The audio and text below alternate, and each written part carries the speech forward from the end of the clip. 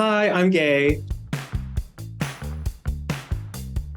Today is National Coming Out Day in the United States. Founded on October 11th, 1988, this 35-year-old celebration aims to educate the American public on LGBTQ+ rights and issues. According to the Human Rights Campaign, the goal of the National Coming Out Project is to turn ignorance into acceptance by opening a dialogue with gay and non-gay Americans and urging gay, lesbian, bisexual, and transgender people to come out and get involved. So what does getting involved look like?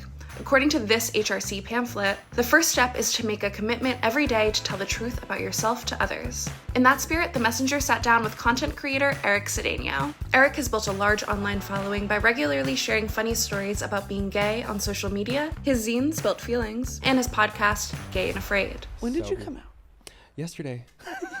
Yeah. So Eric, what's it like to gain such a huge following by just being yourself? Literally, I never thought I'd have an audience like this. I was on TikTok making videos just randomly. A lot of it is just me being happy and me being out and me being myself. And people kind of responded to it in a way I never expected. TikTok was the first time I ever talked about being gay publicly. I had multiple boyfriends and I never posted them on social media. I never did my whole I'm coming out on Facebook. So talking about being gay on the internet was like the first time I ever kind of stepped into that. I sound gay.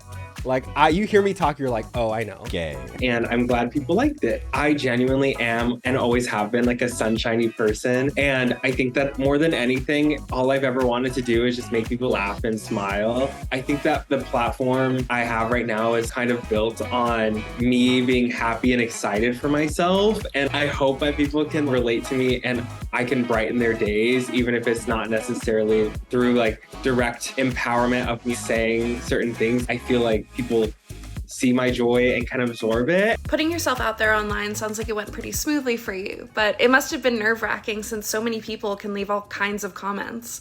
How did you navigate through them all? I had a really recent wave of negative feedback. A year ago, it would have hit me so hard that all these people were saying all these crazy things. But I know myself and I know my worth and I know who I am, and no person can take that away from me. And also, I just stopped reading the comments. I think the best thing you can do in terms of getting hate is just truly not give a fuck. Don't look at it. Don't care. Don't think about them. It's some sad person on their computer thinking they have some power over you. What is responding going to do? I don't really care.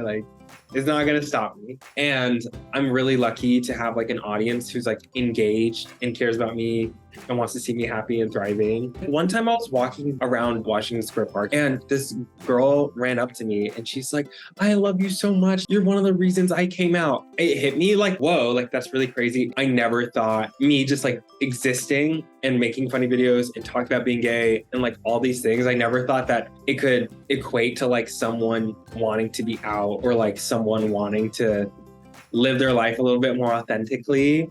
Honestly, if I think about it too hard, I'll cry. Coming out can be such a huge, life-changing event. What was your experience like, and what made you say it was time?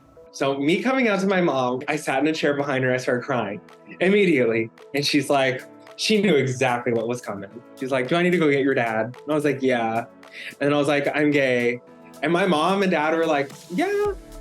Okay, saw that one coming.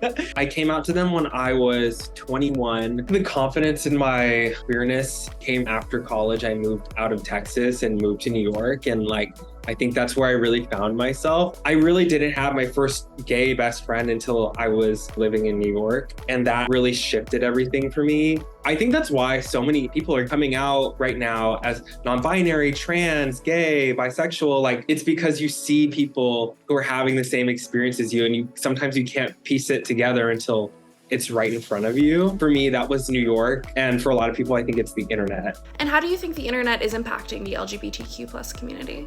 The internet actually really allowed me insight into who I am and how other gay people are, and what a wonderful way to grow up and not afraid of being queer. Everyone deserves to be happy and everyone deserves to live authentically. And if you're not out and you're thinking about coming out and this video somehow lands in your life, this is a sign that it's time. And it only gets better after you come out. Literally, as soon as you stop blocking yourself from being who you are, the world opens up to you. in ways you could never have expected.